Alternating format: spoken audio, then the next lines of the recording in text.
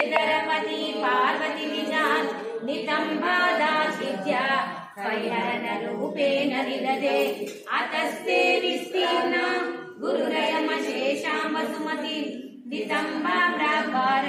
स्थगयति लघुत्वं नयति च करीन्द्राणां शुद्धान् कनककदली काण्डपटिलम् उवाद्यां नमो नमः पाणिना पुत्रधारं च वासव्यै ते नमो नमः अपर्णायै नमस्तेस्तु कौसव्यै ते नमो नमः नमः कमलहस्ताय वासव्यै ते नमो नमः पशुपालक श्री गोविन्द